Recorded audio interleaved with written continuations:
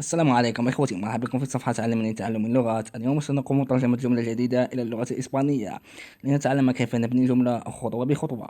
فإذا أعجبكم المحتوى فلا تبخلوا علينا بالدعم والاشتراك والتعليق لينتشر محتوانا ويصل إلى كل مهتم باللغات. فلنبدأ على بركة الله. جملة اليوم هي: الحكومة تجمع الشعب لتعلن عن الرئيس الجديد.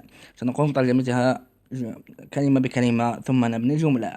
فلنبدأ بأول كلمة وهي الحكومة. كيف نقول الحكومة باللغة الإسبانية؟ نقول gobierno gobierno gobierno. الحكومة gobierno gobierno.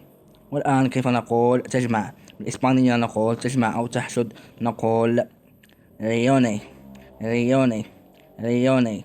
من الفعل ريونير، بيربو ريونير، يجمع أو يحشد ريوني. والآن كيف نقول الناس أو الشعب؟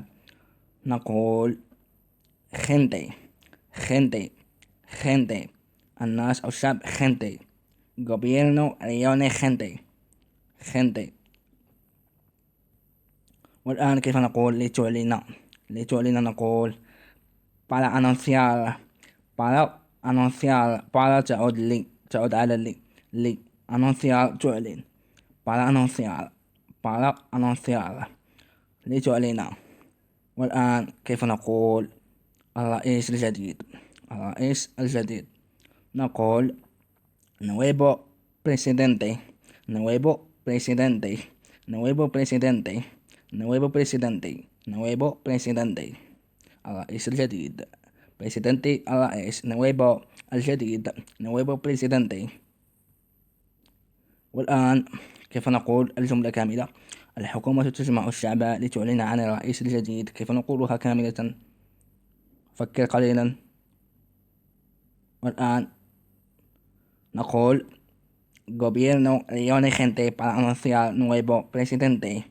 Gobierno reúne gente para anunciar nuevo presidente. Gobierno reúne gente para anunciar nuevo presidente.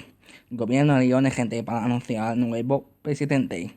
وشكرا لكم على المشاهدة. إلى اللقاء في فيديو آخر مع دروس جديدة، ولا تنسوا دعمنا واتركوا في التعليقات المواضيع التي تريدونها في الحلقات القادمة. إلى اللقاء.